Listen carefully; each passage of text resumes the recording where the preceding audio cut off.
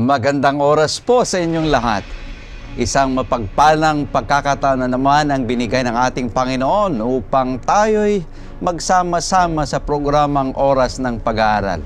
Kami po ay nagagalak na kayo'y aming makasama muli sa ating pag-aaral ng salita ng Diyos. Binabati natin ang lahat na ating tagapanood sa telebisyon at mga tagapakinig natin sa Adventist World Radio 89.1. Pagpalawin nawa kayo ng ating Panginoong Diyos. Gayon din ang nanonood sa kanilang mga cellphone sa YouTube. Sa programang ito, sama-sama tayong magbubukas ng salita ng ating Panginoong Diyos at pag-aralan ang mahalagang aral na makakatulong sa ating pananampalataya at pamumuhay.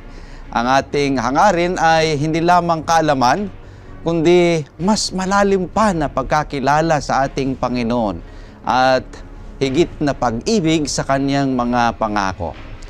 Sa ating paglalakbay ng pag-aaral ngayong oras, makasama natin muli ang dalawang espesyal na panauhin na magbabahagi ng kanilang pananaw at paliwanag mula sa ating leksyon. Kasama natin muli ngayon si Pastor Marvin Diaz, ang Ministerial Secretary ng Northern Luzon Philippine Union Mission. Kumusta ka, Pastor? Mabuti po, Pastor Jules, Pastor Ray. Iabrasak kada kayo iti panangkablaw ni Apo Diyos at sa mga pong nanonood. Babatiin ko po kayo ng biyaya ng Panginoon saan man kayo dako. Nawa na i-enjoy nyo po ang panunood at pakikinig sa ating lesson. Sinabi kong pakikinig, Pastor, kasi ito ay naibobroadcast sa AWR 89.1, ang official po na radio station po natin.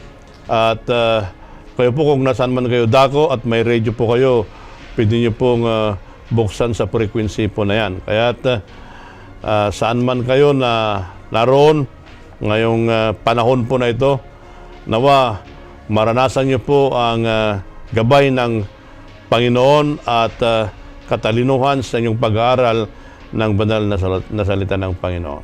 Amen. At syempre, kasama din natin ang kilala natin sa oras ng pag-aaral.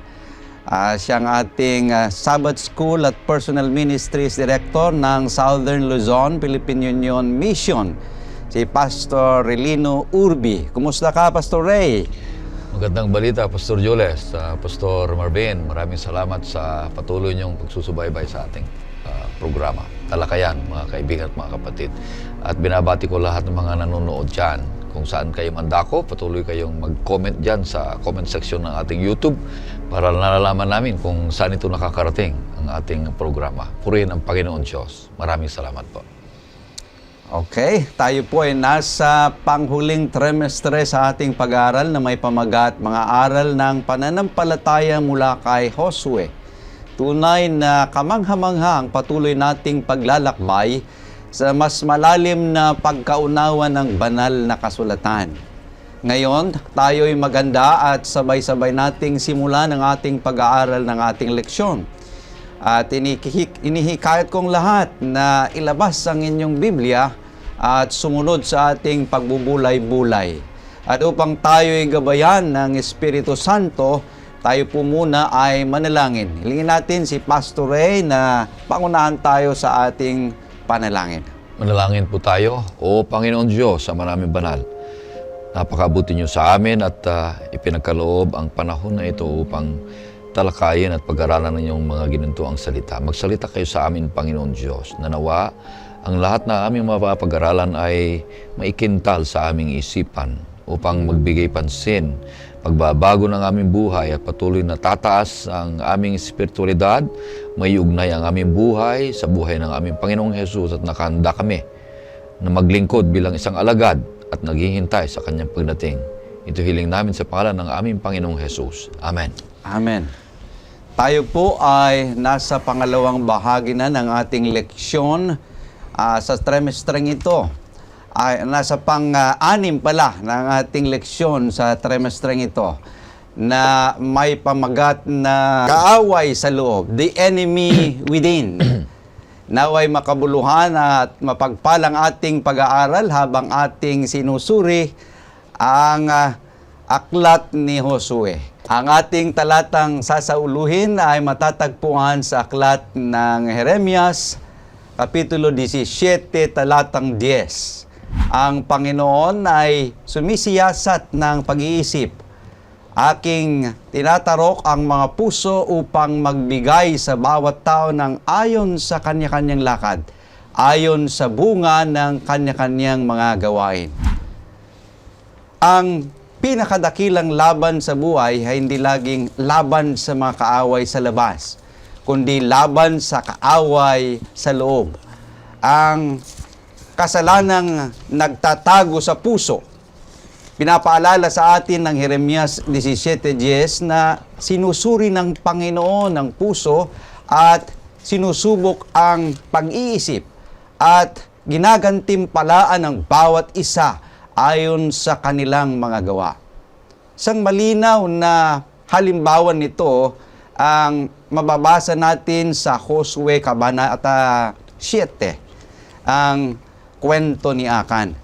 Sa kabila ng tagumpay ng Israel, isang lihim na kasalanan ang nagdala ng pagkatalo at kapahamakan.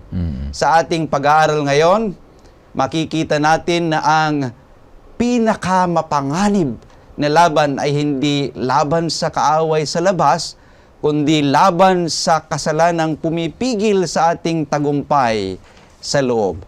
Mga kapatid, halina't sama-sama nating suriin ang paksang ito sa pamagitan ng tatlong mahahalagang punto na magbibigay liwanag sa atin. Ang tatlong punto na ating papag-aralan ay una, corruption within, pangalawa, correction within, at ang pangatlo, confession within. Ating isa-hisayin ang tatlong puntong ito upang maunawaan nating mabuti ang ating pag-aaral sa ating leksyon ngayon. Nahin natin ang unang punto, corruption within. Anong nakita natin, Pastor Marvin, dito sa ating leksyon kung bakit hindi nanalo ang Israel sa kanilang labanan sa Ai? Pag tignan po natin, Pastor, dito ko na-discover na ang AI pala ay matagal ng vocabulary. Kasi pag dito po sa chapter 7 ng Josue, may AI, may artificial intelligence na pala. Pero ang pronunciation po yun na I, hindi AI. I. Yeah. But pag titignan po natin, doon sa Jericho, panalo sila. They are moving inner. Papasok sila na papasok palalim doon sa land of Canaan. Pero nung nandun na sila sa Ai, ito yung unang defeat. Ito yung unang pagkatalo ng nation ng Israel. Now, bago pa natin puntahan yun, saan ba ang Ai? Ito ay matatagpuan doon sa 7 verse 2.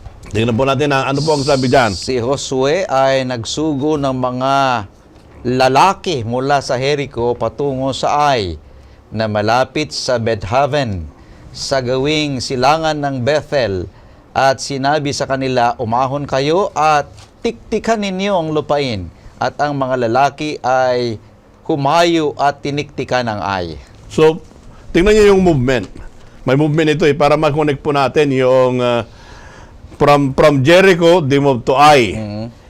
Itong Ai, ito po ay nasa Burol, doon sa bansa ng Benjamin, Ben-Aben. Ang sabi po dito, doon sa Benjamin. Doon siya na kalagay. At dito rin nila naranasan yung unang pagkatalo. Kasi yung unang outline natin ay corruption within. Itong corruption within, ito ay yung nung pagpapanalo ng mga Israel, nakita nila na itong si Akan, ito yung tao nito. Ito yung para bang betrayer ba yun ang tawag doon? Mhm. Siyang nag-betray. Oo. Now, bakit? Ano ang kanyang dahilan? Natingnan po ninyo doon sa verse 20, doon po sa verse 21. Nang aking makita sa mga sinamsam ang isang magandang balabal na mula sa Sinar, ang 200 siklong pilak at ang isang barang ginto na 50 siklong timbang ay akin ngang ninasa at kinuha. Ang mga iyon ay nakabaon sa lupa sa gitna ng aking tulda at ang pilak ay nasa ilalim niyaon. Pansinin ninyo yung movement. Anong nangyari kay Achan? Bakit doon sa English, ang sabi doon, I saw, I coveted, I took, I hid. Oh, di ba? Mga doon ay aking nakita. Anong sumunod doon? Kinuha ko. I took. Coveted. I saw, I coveted. Para bang, ano bang covet sa Tagalog? Pinagnasaan ko. Di ba? So, pag tingnan natin, anong nangyari doon? Sabihan, nakita ko, pinagnasaan ko, Kinuha ko. kinuha ko, itinago ko. Tinago ko. Yan. Ito ay walang pinagkaiba doon sa temptation ni Eva doon sa Garden of Eden. Nakita niya, yun ang movement eh. Nakita niya kasi maganda. She coveted. Then, anong nangyari doon? Pagkatapos yan, kinuha niya. Then, isinerpa niya. So, ito naman, iba naman. Nakita niya, kinubit niya, kinuha niya, Pinagnasaan niya. itinago niya. Ito yung movement. Ito yung movement ni Achan.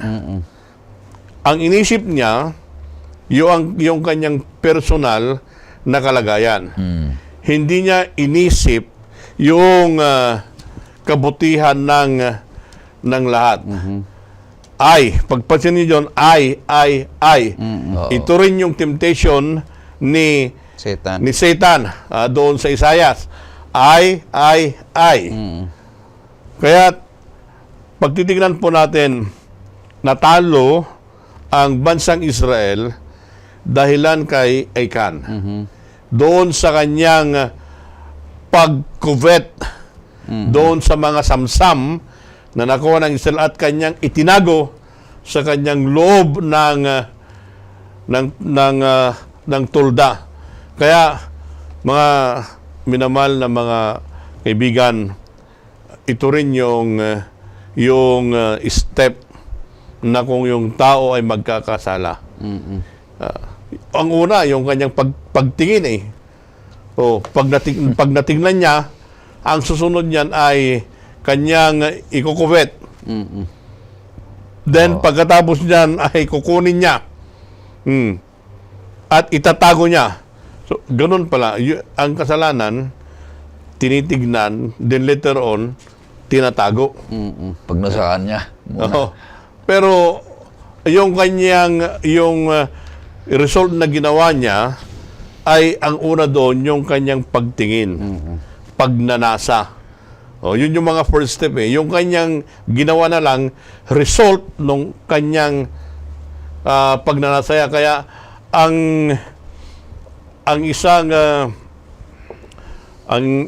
isang prescription dito ay flee. Pagpanawan. Sa Ilocano, pagpanawan, umalis ka. Layuan. Layuan mo. Ganun yon. Kaya pag nakikita natin ito, yung kunyari, doon sa example ni Joseph, si Jose, anong ginawa niya? Doon kay Mrs. Potiphar, umalis siya. Kasi ito yung temptation kung saan the corruption within ay nangyari. So, isang tao, pero ang effect, buong Campamento. Israel. Kaya ito po yung nangyari doon. Pero ang sunod dyan, mamaya na habang itutuloy ko ito mamaya, ang tanong ay, ano ba yung ay sa buhay ng isang mananampalataya? Oo nga, dagdagan ko yun, Pastor. Alam natin na ang yung katiwalian sa loob ay napakahirap tanggapin. Na ang instruction ng Panginoon Diyos kay Josue na ipaalam sa lahat ng mga tao na bago kubkubin ang Jericho ay walang kukunin, kundi ito ay para sa Panginoon lahat. Kaya nagkaroon ng problema dahil sumuway yan si Akan. Nung sinabi ni Pastor. Hindi nakapaghintay, Pastor, si Akan doon sa panahong yon na ang sabi ng Panginoon Diyos, kubkubin niyo ang Jericho, wala kayong kukunin, kundi lahat ng mga samsam ay para sa Panginoon Diyos, para sa mga Levita. Hindi nakapaghintay, sabi ko nga, dahil yung sunod nilang kubkubin na sila'y natalo, yung AI na yan, ay sabi ng Panginoon Diyos, lahat ng samsam dyan sa matatalo yung AI, dahil natalo sila, di ba? Nung pangalawa, tatalo na nila, kubkubin nila, at lahat ng mga samsam ay kukunin nila para sa kanila. Yun ang hindi alam ni Akan. Hindi siya nakapaghintay sa mga biyaya ng Panginoon Diyos na mga material na bagay. Kaya sa ating buhay, wag natin kailanman maliitin ang pinsalang na idudulot ng isang taong lumalakad sa labas ng kautusan ng Panginoon Diyos. Sapagkat kung tayo ay lumakad, gumawa, o kaya sabi nito ay yung covet, nagnais o nagnasa tayo sa mga bagay na hindi naman para sa atin, ay isang labas sa kalooban ng ating Panginoon Diyos. Pansinin ninyo, ang pagsuway ni Abraham sa Ehipto, halos ikapahamak ng kanyang asawa. Nagsuway siya. Ang pagsuway ni David sa pamagitan ng hindi otorisadong sensus, ilan ang namatay? Around 70,000 na katao. Ang pagtakas ni Jonas doon sa utos ng Panginoon Diyos na saan siya pupunta dapat. Sa Tarsis pumunta eh. Kaya nagkasala siya doon. Halos lumubog ang barko. Ngayon naman, ang ating iglesia, mga kapatid, ay maging mapagbantay. Baka tayo mismo, mabuti na lang tayo ay nagkakaisa. Ang mga pangulo natin, nangunguna, ay mag-ingat sa mga kapaitan na umusbong na ito'y magbubunga ng gulo. Napakaraming mga tanong dito, Pastor. Ang tanong ni Pastor Marvin ay maganda. Ang tanong ko rin bakit yung kasalanan ni Akan ay buong pamilya, buong sambahayan ang nagdulot ng kapahamakan at kamatayan? Biro mo yan lahat. Ano kaya ang dahilan? Alam mo, Pastor, kaibigan, maraming mga dahilan. Ang unang dahilan dito, Pastor, ay basahin natin sa 1 Pedro 1:9. Kung anong sinasabi nyo doon. Na tayo'y isang bansa ng Panginoon Diyos. No? Sinasabi niya doon. 1 Pedro 1:9. 1 Pedro 1:9. Ngunit kayo'y isang lahing pinili, isang maharlikang pagkapari, isang bansang banal, sambay ng pag-aari ng Diyos upang inyong ipahayag ang mga makapangyarihang gawa niya na tumawag sa inyo mula sa kadiliman tungo sa kanyang kagilagilalas na liwanag. Napakaganda. Napaganda yung paliwanag niya. Isang bansa, isang kaharian, isang bayan, isang katawan. So yung bayang Israel ay tinuring ng Panginoon Diyos, nakipagtipan sila na isa. Parang isang katawan din sa Bagong Testamento. Na kung ano ang sakit ng isang maliit na bahagi ng katawan, ay damdam sa buong katawan. Kaya nga't ang Panginoon Diyos, kung nasa ilang sila, lumalakad ang Panginoon Diyos sa gitna nila. Hindi galing sa iba't ibang lahi ang mga ito, iisa ang kanilang lahi, iisang bayan, iisang kaharian, at iisang katawan. Kaya nga't kung nagkasala ang isa, nagkasakit ang isa, damdam lahat. Nais ng Panginoon Diyos na alisin ang kasalanan ito na nagdudulot ng katiwalian. Nagdudulot, kaya nga sila'y nagkasala, kaya nga sila'y natalo sapagkat nagkasala ang isang bayan ng ating Panginoon Diyos. Kaya nga sa ating panahon ngayon, ang ating iglesia, ang ating pamilya, ang ating komunidad, lahat ng mga ito ay sana naman ay magbigay kapurihan ang lahat ng mga ating mga isipin at gawin at nasahin. Sabi ni Pastor, yung kubet ay mag-ingat tayo dito sapagkat tinatamaan tayo lahat dito at mga tuksong mga bagay na dumarating ay mapagtagumpayan natin sapagkat sapat na ang biyaya ng ating Panginoon Diyos. Napakahirap yan, Pastor. Kaya pag titignan po natin ay yung nakatagong kasalanan doon sa community. Isa lang yon.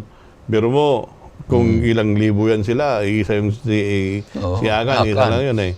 So, yung nakatagong kasalanan, pinapahina niya yung buong community. Nakita yung pangyari doon, pinapahina niya. Bakit? Yung kasalanan, yun ay naghihiwalay doon sa tao saka sa Diyos. So, natalo sila doon sa dahil itong kasalanan ito, the hidden sin. Now, kaya balik ko sa tanong ko kanina Pastor Julie, sabi ko, ano ba yung I? AI ako ng AI. Ano ba yung I? Ano ba yung I doon sa buhay ng isang Kristiyano? Dapat malaman natin yun eh. Kasi ito yung weakness ni Achan. Minsan tinatawag natin, baka ikaw yung Achan. Pero bago man naging Achan yun, dapat may I. Kasi nakita niya eh. So ano yung I sa buhay ng isang mananampalataya? Yun ay, ang una po doon ng ay yung nakatagong kasalanan sa puso ng isang mananampalataya. The hidden sin in the heart. It weakens. Pinapahina niya ang pananampalataya ng isang tao. Okay. Then, ang sunod po natin doon, hindi lang yun, Pastor Torres. Hindi lang yun. Ano pa? Yung bang temptation that you rely on yourself, not upon God. Yun yung I. Then, at the same time, hindi lang yun. Yung mga small na battle natin doon sa araw-araw natin na pamumuhay, yun ay pag hindi natin na pagtagumpayan, yung malaking I natin, hindi rin natin mapagtatagumpayan yon. So, yun yung I ng isang mananampalataya. Yung nakatagong kasalanan, yung nagre-rely ka sa iyong sarili, at yung daily struggle na hindi mo napagtatagumpayan, then later on, iyon ay magre-result ng pagkatalo doon sa mas malaking pagsubok sa buhay ng isang mananampalataya. Okay, napakaganda yung ating pag-aaral, mga minamahal na mga kapatid. Ating nakita na merong covenant ng Panginoong Diyos sa chapter 6 bago dumating sa chapter 7, na kung saan ay yung mga samsam ay naitalaga ito para sa ating Panginoong Diyos. Ngunit merong breach of covenant na nangyari dahil kinuha ito ni Achan. So may nangyaring breach of contract, may sumuway dito sa covenant na ito, sa kasunduan. At ang consequences nito sa 725 na kung saan hindi lang si Achan kundi ang kanyang pamilya, dahil namumuhay sila sa form of government na theocracy, that God is literally under them. Yung corporate na worship at corporate na consequences ng sin, na kung saan kung may kasalanan ng isa, kasalanan ng lahat. So ito yung ating nakita, mga minamahal na mga kapatid. At sinabi sa atin ni Pastor Marvin na Ai became a place of humiliating defeat sa mga Israel. So meron ba ring humiliating of defeat sa atin na Ai na binabanggit ni Pastor Marvin Diaz na sinasabi ang greatest enemy natin is the enemy within us. So tayo itutungo na sa pangalawang punto ng atin pong leksyon, correction within. Pagkatapos ng corruption, merong correction na ginawa, mga kapatid. Paano ito nangyari, Pastor Marvin? Ito ay in-address nila yung issue. Hindi nila tinalikuran. So, ito yung leadership ni Joshua. Ito pang sabi sa 7, 11, and 12 ng Joshua. Ang Israel ay nagkasala at kanilang nilabag ang tipan na aking niutos sa kanila. Sila'y kumuha sa mga itinalagang bagay. Sila'y nagnakaw, nagsinungaling at inlagay ang mga iyon sa kanilang sariling daladalahan. Kaya't ang mga anak ni Israel ay hindi makakatagal sa harapan ng kanilang mga kaaway. Sila'y tumatalikod sa harapan ng kanilang mga kaaway sapagkat sila'y naging bagay para sa pagkawasak. Ako'y hindi na sasama sa inyo, malibang puksain ninyo ang mga tinalagang bagay sa gitna ninyo. Pansinin po ninyo, maganda yung statement nito eh. Ang una doon, Israel has sinned. Nirecognize nila. Yung correction, the first thing there is you recognize. Nagkasala kami. Sabi doon eh, nagkasala ang ng nasyon ng Israel. Hindi nila tinakpan. Kaya ito ang nagbigay sa kanila ng isang victory. Kasi pag tingnan po yun, sabi doon, Israel sin, then they have taken some of the accursed thing. Nirecognize nila eh. Kinuha nila, sabi dito eh. They have taken, and have both stolen and deceived. There must be a correction. Correction within. Hindi yung minsan pinapabayaan lang natin na mag-grow and so on. Pero dito, in the leadership of Joshua, they corrected. First, they recognized, then they corrected, and they even identify. Kanila pang sinabi, stolen and deceived. Kaya nga, pag ito ay nagpapatuloy, then talagang sila they will doom to destruction. Kaya maganda po ito pag tayo ay na-correct, then let's say thank you. Ang nag-correct naman ay galing sa labas. Nasa loob sila, ha? They are one, but they corrected within. Kaya maganda rin minsan pag nakikinig ka ng sermon, Pastor Ray, at tinatamaan ka, sabi mo sana, thank you, I was corrected. Pero minsan, ako rin pag ako rin ang nagsermon, manda ka. Maramang ganon. There is the form of retaliation. Pero itong mga ito ay binibigay ng Panginoon ito para tayo i-correct at palalahanan. Napakaganda, Pastor, yung pamamaraan ng Panginoon Diyos para i-correct yung bayan ng Israel. Tinawag ng kada tribo, tapos kada clan, tapos kada pamilya, tapos kada yung tao na. Individual na. Doon nila nakita kung sino ang taong ito. Napaganda rin ang pamamaraan ng bagong tipan kung paano i-correct ang ating iglesia na sinabi ng ating Panginoong Yesus. Na kung mayroong magkasala, puntahan mo. Sabihan mo yung tao.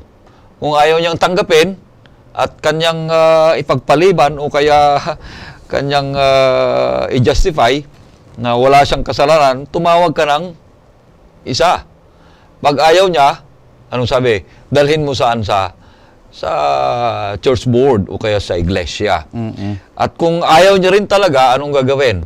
Siya ay itakwil na hindi na siya bilang isang kapatid. At ganun din ang pamamaraan ng ginawa sa Bagong Tipan. Kung papaano si Akan ay natagpuan siya ang nagkasala. Ang masaklap doon ay isinama buong pamilya. Wala sa Israel yun. Hindi yun, Pastor, hindi yun tama at labag sa batas. Ipinagbabawal sa batas ng Israel na magparusa sa inosenteng pamilya. Ayon dun sa Deuteronomy 24:16. Basahin mo, Pastor. Na hindi dapat. Pinagbabawal ito na ginawa ng isang tao lamang nagkasala 24:16 ng Deuteronomy. Ang mga magulang ay hindi papatayin dahil sa mga anak, ni ang mga anak ay papatayin dahil sa mga magulang. Bawat tao ay papatayin dahil sa kanyang sariling kasalanan. Bakit kaya naisama buong pamilya? Ang Panginoon niya mismong nanghusga buong pamilya, sabi ay, maaring idinating niya. Kasi damit, o mga ginintong damit, mga pilak. Napakarami nito, hindi basta-basta ito may tatago. At pati pamilya nakita, kasama maari itong nagtago, o kaya hinayaan lang, nakasama rin sila na buong pamilya. Kaya ito'y isinalma ng Panginoon Diyos na sila ay lipulin lahat at batuin at mapugsa sila sa buong kampamento ng Israel, Pastor. Kaya napakahirap na karanasan ito ng Israel dahil isang pagkatalo, dahil hindi nakapaghintay. Ang sabi ni Pastor kanina, yung unang pagkakamali ay nakita niya. Nakita niya. Nung nakita niya, tiningnan niya ulit. So, pangalawang tingin, Pastor. Second look. Isang tukso yan. Kaya maraming mga nagsasabi na yung pangalawang tingin ay nagdadala ito ng tukso. Ayon doon sa Mateo 6:27 hanggang 30. Yung pangalawang tukso ay pangalawang tingin ang napakahirap hadlangan. Kaya mag-ingat tayo, mga kapatid.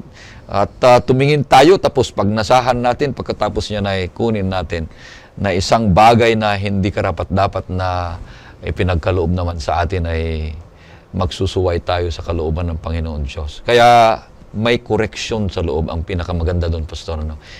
Sabi ni Pastor, kinorek nila agad. Hindi nila ipinagpaliban ito, ang bagay na ito. Kaya yung kwan po dito, yung internal holiness. Yan yung internal holiness ay mahalaga ito. Kaya later on, bakit yung the whole family? Because of the contamination. And the contamination of sin, it should be removed because of the internal holiness. Yun. Kaya buong family ay affected yun. Kasi yun ay na-contaminate na siya Pag ito lang, sa Achan lang, then the contamination is there. Hindi mo naman kung kuwan sana COVID, i-quarantine mo Hindi mo naman may quarantine yun yung contamination. That's why the whole family. Yun ang nangyari doon. May nakita ko rito na word na nagbibigay sa akin ng kaisipan. Yung word na rationalization, yung lying to yourself. Kung minsan sinasabi natin na ay hindi naman big deal yun. Yun yung dahilan kung bakit hindi tayo humihingi ng kapatawaran sa ating mga kasalanan. Kahit na tayo kinokorek, hindi naman big deal yun. Ay kailangan ko naman maging masaya. Kanya kinuha ko ito. Para rin sa akin ito. Yun yung nasa isipan din ni Achan kung minsan. Kaya gusto ko rin mag-enjoy. Gusto ko rin yung napakagandang balabal na yon. kailangan ko rin yung gold na yon, kailangan ko rin yung pilak na yon.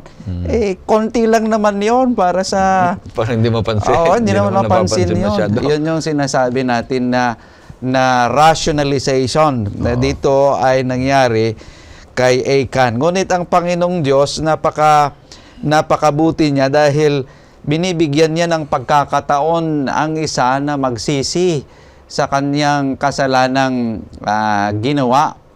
Pero kung minsan, kahit na binibigyan ng panahon na magsisi, ay hindi pa rin tayo nagsisisi. Ngunit kung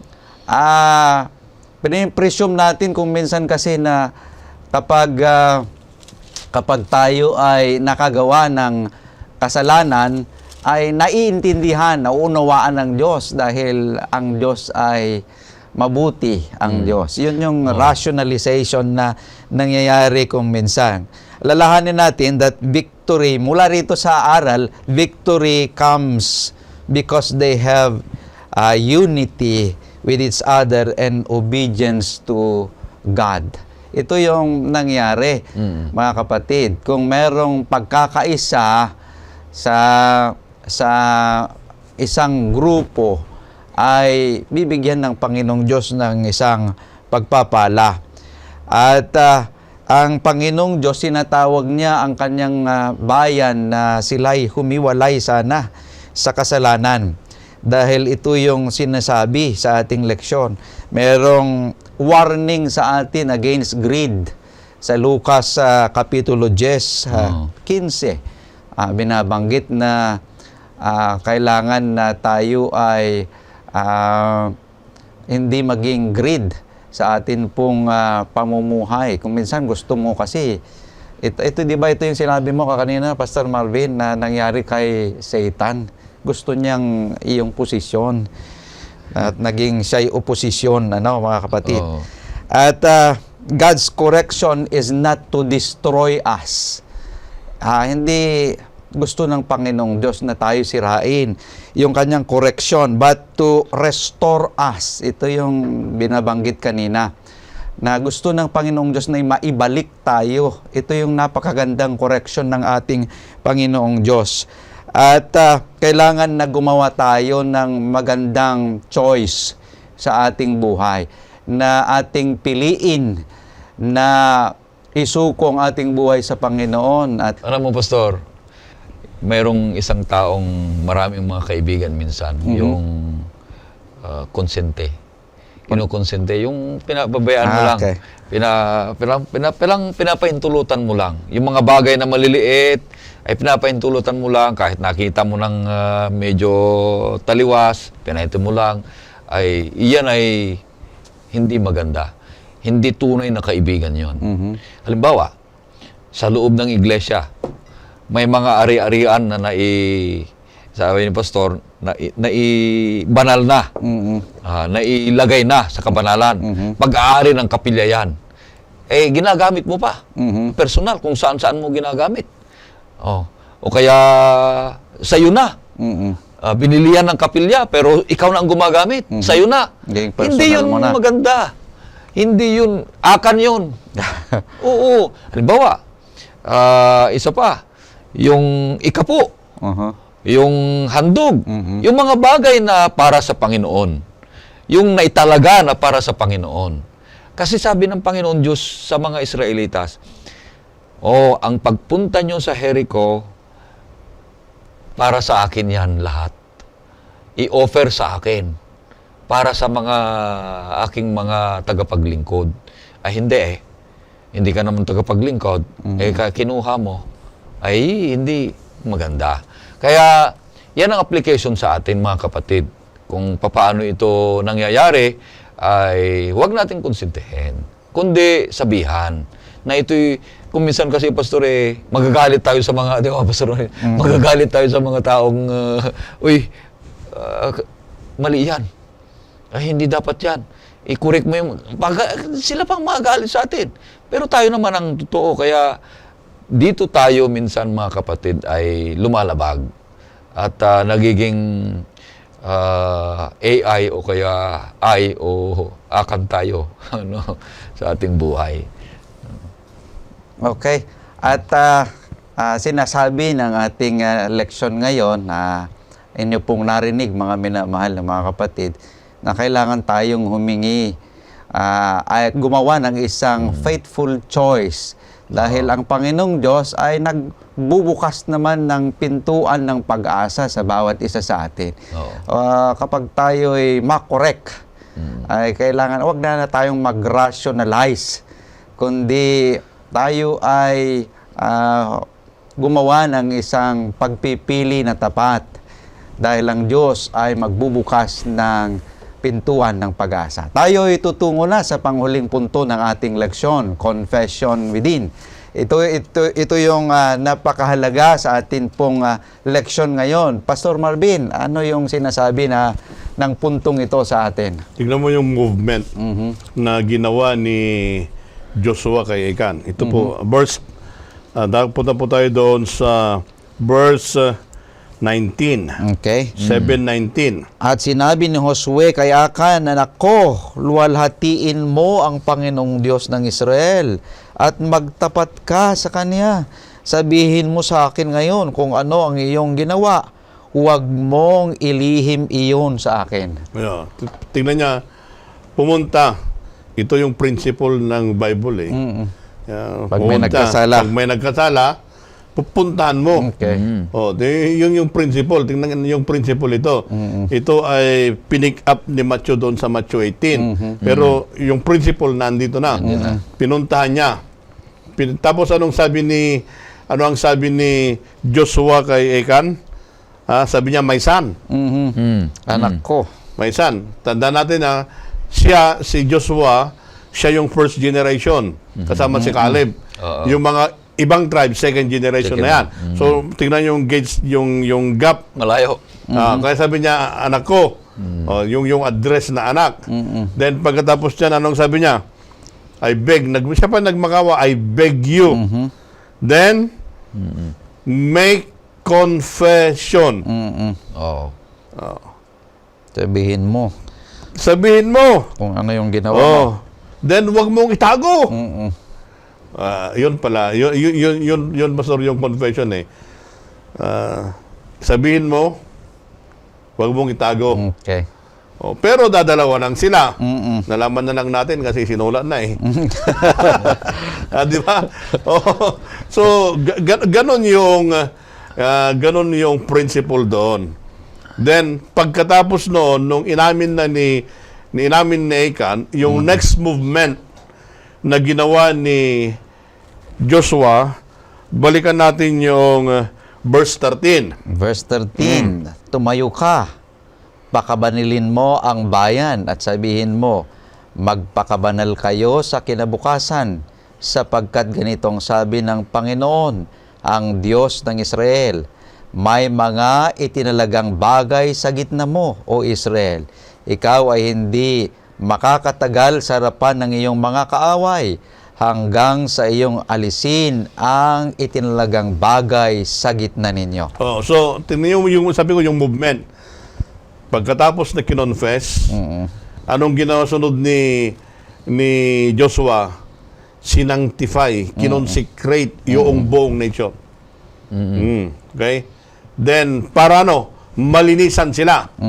So, pagkatapos na na-sanctify, alam natin, naparusahan yung family ni Achan. Achan at saka yung contamination, natanggal na yun. Kaya sabi doon, na-confess, then sinanctify, then 8 verse 1. Tingnan nyo yung 8 verse 1. Sinabi ng Panginoon kay Josue, huwag kang matakot ni manlumo. Isama mo ang lahat ng lalaking mandirigma. Umahon ka ngayon sa Ai. Tingnan mo, ibinigay ko sa iyong kamay ang hari ng Ai, ang kanyang sambahayan, ang kanyang lungsod at ang kanyang lupain. So, victory ay ibinigay ulit ng Panginoon. Ulitin ko, maganda yung movement eh. Confession. May confession doon, na-sanctify, then ibinigay ang victory. Go on! Natalo nga sila, pero after removing the contamination of sin, ang sabi ng Panginoon, you go. Conquer, I. Oh. Tapos, ang promise ng Panginoon, ang sabi doon, I have given you. Nandun pa lang sila. Pero ang sabi ng Panginoon, I have given you. Oh. Sabi ko nga, nasa pastis naman, I have given you. Para bang tapos na ang gera, panalo ka na. Nandun pa lang yung I. Labanan. Nandun pa lang. Kaya, pag ito ang lesson, Pastor Joris, Pastor Ray, na nakita ko dito sa movement na ito. Failure is not final. Kasi sa panampalatayang tao, ituyak nga sa Ilocano, sabi doon, dituyak nga na ipaklob, dituyak lang tamatain. Dito ako nadapa, dito na lang ako. Oo, dito na ako, hindi na babangon. So failure is not final. God can redeem us even the worst part of our life because of His grace. Amen. Ito, failure ng buong nation ito. But because of His grace, anumang worst defeat yan sa pananampalataya natin, God can still pull us out from the mud of sin. Amen. Pangalawa na nakita ko po doon, Pastor Jules, God gives new beginning. Talo na sila dito. Di ba natalo na sila? Marahil yung pagkatalo nila, maraming na-discourage.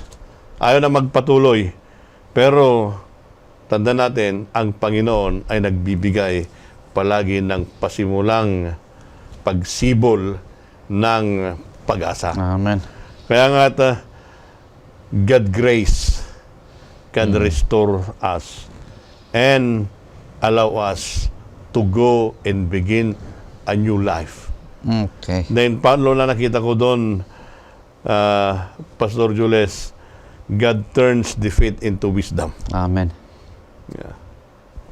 Natalo nga siya, pero ito ay na-convert na naging wisdom. And, pangapa na nakita ko doon, obedience is the path to transformation. Okay. Kasi, nag-disobey siya, nag-disobey siya ikang. Anong natalo sila? Natalo sila. Pero isa doon na nakita ko dito sa ating lesson, I will repeat. Obedience is the path of transformation. Ano ba sa Tagalog yun? Ang Ang pagsunod pagsunod ay daan Para tungo sa Sa sa pagbabago. Parang DPWS yan eh. Then, transformation happens when failure is met with renewed obedience. Okay. Di ba? Napakaganda. Pag yung pagsunod natin ay itinalaga natin sa Panginoon at mayroong pagbabago, then the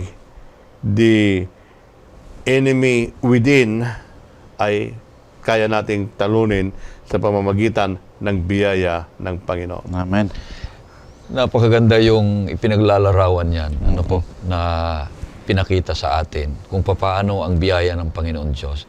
Habang nagsasalita po, iniisip ko yung halintulad ng dalawa, si Akan saka si Rehab.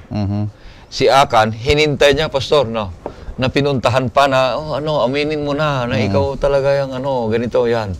Kasi may nakakita sa iyo o kaya ganito ang Noong natiklo no siya, yun ang sinabi ng Banal na Sulatan, nung nandun na, alam na, ay inamin na niya na ganun nga ang ginawa niya.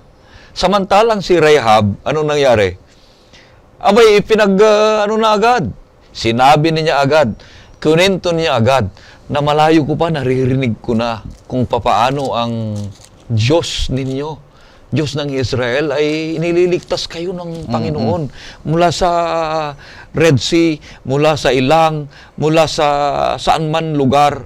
Kayo ay nililigtas ng Panginoon Diyos. Kaya ngayong panahon na ito, nakikipagtipan na ako sa inyo. Okay. Kaya may dalawang klaseng tao tayo dito sa balat ng lupa. Yung taong nakakarinig ng biyaya ng Panginoon Diyos at doon na nagbabago. Samantalang yung isa, nandun na, lagi nang naririnig ang biyaya ng Panginoon Diyos. Pero gumawa pa rin siya ng patuloy na kasalanan. At nung natiklo na siya, saka lang siya nagbigay ng confession. At ang pinakamasaklap dito, Pastor, ang ating leksyon ay yung kaaway sa loob ay yung katiwalian, kasalanan, na malayo sa pagtingin o kaya pagsunod sa kalooban ng Panginoon Diyos. Kaya nga't sinasabi natin dito na ang bansang Israel ay isang bansang nasyon, isang halimbawa. Bagkus, kung ito'y hindi magiging isang halimbawa na banal at pangkaraniwan lang na pareho sa lahat ng mga bansa, hindi na makikilala ang Diyos na banal. Kaya tayo bilang isang pamilya, bilang isang bansa, o kaya bilang isang iglesia na sumasang-ayon sa kalooban ng ating Panginoon Diyos, magpakita tayo ng tamang paraan ng pamumuhay bilang isang Kristiyano at tamang pagsunod sa banal na alituntunin o kalooban ng ating Panginoon Diyos, mga kapatid. Confession within. Ito yung napakaganda na pamamaraan ng Panginoon Diyos kasi ito isang paraan na pagbabalik relasyon, ang pagkakaintindihan, pagpapatawad at magbibigay ito ng kapayapaan, Pastor. Okay, napakaganda yung ating nakita sa pangatlong punto, confession within. When sin is confessed and corrected, dito ating makikita that God's people will become a living witness to other nation. Hindi tayo magiging isang saksi sa mga iba kung meron pa rin kasalanan sa ating kalagitnaan. At ang ating buhay ay meant to testify not for our human strength, but the grace of God. Yung ating buhay ay hindi pinapakita yung ating kalakasan, kundi ang biyaya ng ating Panginoong Diyos. Kapatid, ating napag-aralan at itinuro sa atin ang kwento ni Akan na ang pinakamalaking panganib ay hindi ang kaaway sa labas, kundi ang kaaway sa loob. Corruption within. Ang tagong kasalanan ay nagpapahina sa bayan ng Diyos. Katiwalian. Correction within. Ang pag-aamin at tapat na pagpapasya ay nagdudulot ng pag-asa at pagpapanumbalik. And confession within. Ang masunuring pamumuhay ay nagpapatotoo sa kapangyarihan ng Diyos sa harap ng sanlibutan. Mga kaibigan, sinusuri ng Diyos ang ating mga puso. Meron ba tayong akan sa loob? Isang nakatagong bagay na humahadlang sa pagpapala ng Diyos? Ialay natin ito sa Kanya ngayon. Ipahayag, talikuran, at hayaang gawing pintuan ng pag-asa ng Diyos ang ating lambak ng kapighatian. Sa gayon, ang ating buhay ay magliliwanag bilang patutuo ng kapangyarihan ng Diyos na lumalaban para sa atin. Maraming salamat sa ating mga panauhin na sina Pastor Marvin Diaz at Pastor Relino Urbi sa kanilang pagbabahagi ng kaalaman at inspirasyon mula sa ating leksyon. Tunay na napakayaman ang ating naging pag-aaral ngayong araw. Ganon din, kami po ay taus-pusong nagpapasalamat sa lahat ng nakibahagi at nakinig, nanood sa atin sa oras ng pag-aaral. Naway ang mga aral nating natutunan ay maging gabay sa ating pang-araw-araw na buhay, magpalalim sa ating pananampalataya, at magbigay ng pag-asa sa ating lahat. Tayo po muna ay makikinig ng isang tanging bilang. Pagkatapos ay hilingin natin si Pastor Marvin na pangunahan tayo sa panghuling panalangin.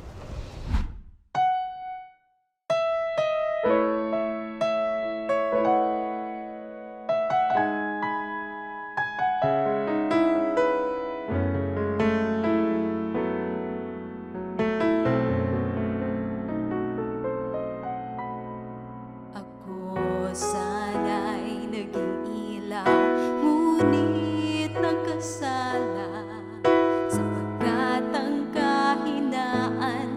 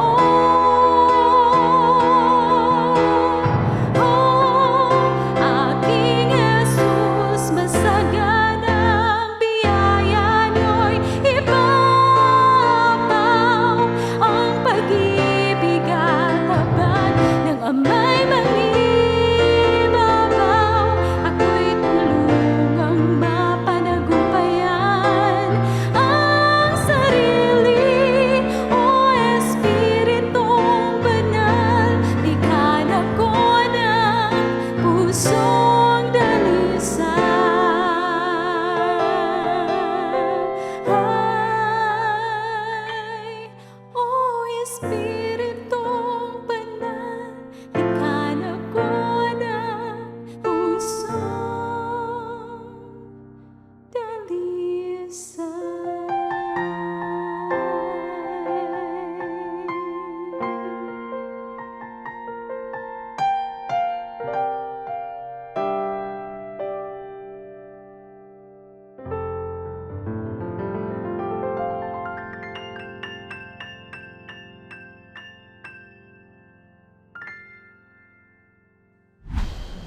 Tayo po ay manalangin.